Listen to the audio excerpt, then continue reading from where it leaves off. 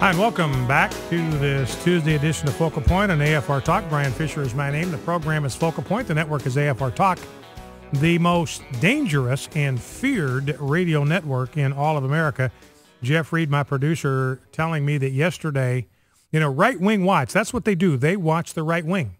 It's an agency. It's a division of People for the American Way, Norman Lear, arch secular fundamentalist, way left, so far left he'd fall off the earth if the world was flat. And he has this arm called Right Wing Watch, and they do nothing but monitor the right wing.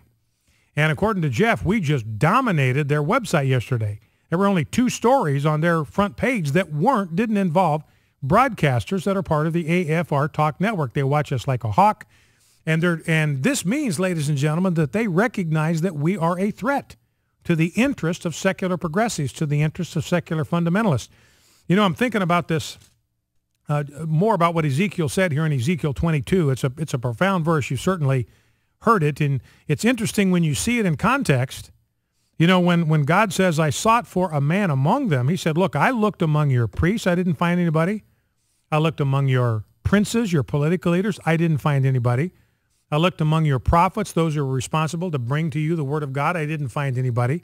And I even looked among the people at large, and I couldn't find anybody. I sought for a man who would stand before me and build up the wall.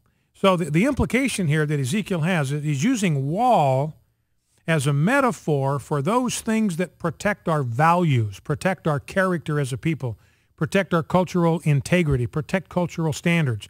And those walls that protect those precious things, just like a physical wall around a city, the wall had been broken down, and there were breaches in the wall. The enemy of our soul, the enemy of our culture, the enemy of our nation, the enemy of our souls, has made a breach in the wall. He's broken down the wall at various places, and there are these gaps in the wall where enemy forces, spiritual forces of darkness, are pouring in to our culture, symbolized by this city. And what God says, look, you've got this evil that is pouring through these gaps in the wall. It's pouring into your culture, enemy troops flooding through these breaches in the wall, and somebody needs to stand there and put a stop to that. Somebody needs to stand in that breach, block the forces of evil that are coming in, and go about the business of rebuilding the wall, patching the hole in the wall. And God says, look, I don't want to destroy the land. That's the reason I'm looking for somebody. I'm looking for a way not to destroy this land. But if I don't have men that are willing to step up before me in dependence upon me, in honor of me, and glorify me, and stand in that gap, then I'm going to have to destroy the city. And so that's why my prayer is that each one of us would be that man or be that woman. And what I'm guessing is that for every single one of us, there's a gap in front of us somewhere. I mean, there's a gap in our sphere of influence where evil is pouring in. It is coming through virtually unabated, unchecked. And we have an opportunity, or will have an opportunity at important moments, to stand in that gap and be a voice for truth and be a voice for righteousness. It might be in a classroom where some subject is coming up in the class and error is being presented as truth. And there will be an opportunity. There's a gap coming through the teacher, coming through the curriculum, coming through a fellow student. Here's error pouring into the lives and the minds and the souls of your classmates.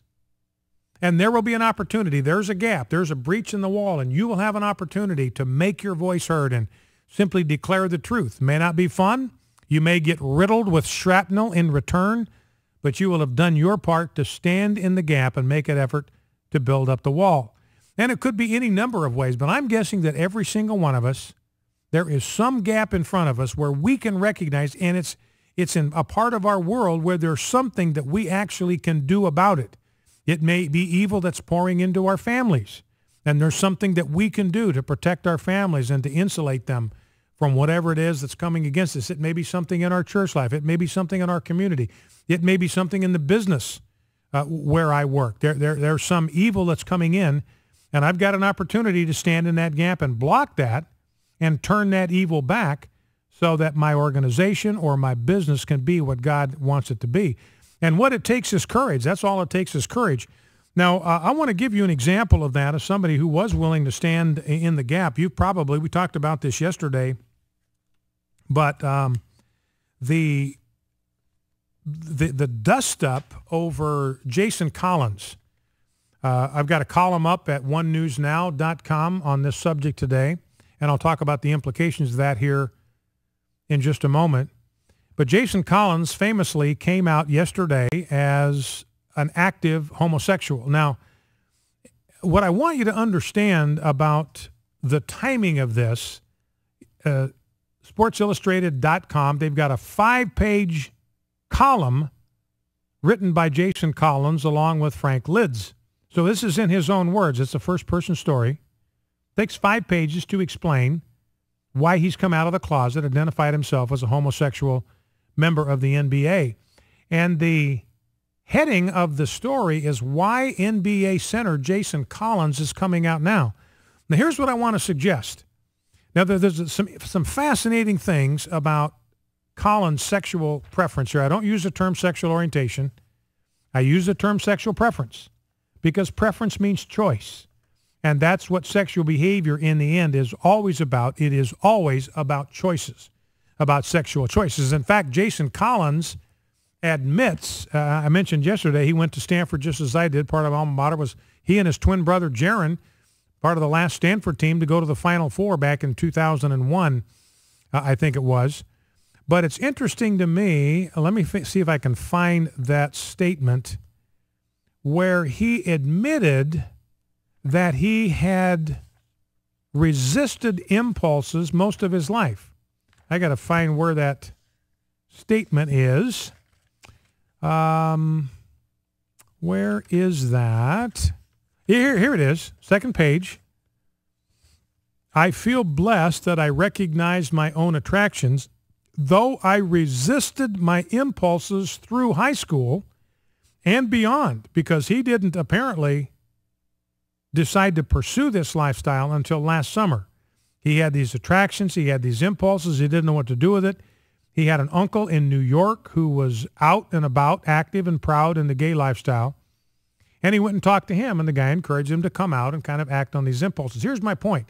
He had apparently resisted those impulses all the way through high school and apparently into his NBA career. He even indicates he dated younger women, got engaged at one point. So the point is clearly he is recognizing that sexual preference in the end is ultimately about choice, that these impulses can, in fact, be resisted. We're not obligated to yield to every sexual impulse that comes along. Now, I think the reason he came out now is because he's done as an NBA player. He averaged 1.1 points a game this year. He's 34 years old, twilight of his career under the best of circumstances, and this guy's not an all-star. He was an outstanding college player. He's never made much of an impact in the NBA. I think his career average is about 3.6 points a game. This last year with the Boston Celtics, the Washington Wizards, 1.1 points a game. So he's a free agent now. The Wizards let him go at the end of the season, so he's not under contract with anybody. He has absolutely no guarantee that he's even going to play in the NBA next year. He'll be 34. He's a retread. He's contributing 1.1 points a game, 1.6 rebounds a game. Those are numbers that easily can be replaced by a younger player who has the potential to be a fixture in the franchise for some time. So I think Jason Collins, he knows he's toast. His NBA career is over. So that's why he's coming out now. He's coming out now because he's got no future in the NBA. And here is an opportunity for him to get his picture on the cover of Sports Illustrated and get a shout-out from President Obama. Now, I don't know if I've got that. I don't think we have the sound bite of President Obama from this morning coming out for him, but President Obama was all over this yesterday. Big shout-out. We have the audio of Obama. Well, let's play the audio. Now, remember, everybody's talking about how brave and courageous Jason Collins is, and I'm going to submit to you he's not being brave and courageous at all. This is just a shrewd marketing move to wave the rainbow flag right at the time when it can be of the most benefit to him. A year from now, when he's been out of the NBA for a year, nobody's going to care. This is the only time this would be of any benefit to him. And this is why this is not courageous. He's become a hero to the deviancy cabal and their allies in the political world and academia and the media, like President Obama. Here's what President Obama said. We just have the audio bite. What he said this morning about Jason Collins. I'll say something about Jason Collins. I had a chance to talk to him yesterday. He seems like a terrific young man. And I told him I couldn't be prouder of him. One of the extraordinary measures of progress that we've seen in this country has been the recognition that the LGBT community deserves full equality. They have it. Not just partial equality. They have it. Not just tolerance, but a recognition that they're fully a part of the American family. And given the importance of sports in our society, for an individual who's excelled at the highest levels in one of the major sports to go ahead and say, this is who I am, I'm proud of it. I'm still a great competitor. I'm still 7 foot tall and can bang with Shaq and deliver a hard foul. And for I think a lot of young people out there who are gay or lesbian, who are struggling with these issues, to see a role model like that who's unafraid, I think it's a great thing. And I think America should be proud of, that this is just one more step in this ongoing recognition that we treat everybody fairly, and everybody's part of a family, and we judge people on the basis of their character and their performance, and not their sexual orientation. So I'm very proud of them. A couple of things I want to address in this. He says everybody in the LGBT community deserves full equality. They have that. They have full equality under the law. They have full equality. They have exactly the same expectation of conducting themselves with sexual purity and sexual character as everybody else. We are treating them exactly equal. The same moral standard applies equally to everybody. We expect sex to be reserved for marriage. That's the standard, and we apply that equally across the board. That's the standard for everybody. And we don't exempt ourselves from that standard, and we're not going to give anybody else a pass. We're not going to say some people don't have an obligation to pursue that moral standard and others do. That would be inequality. Focal Point, AFR Talk.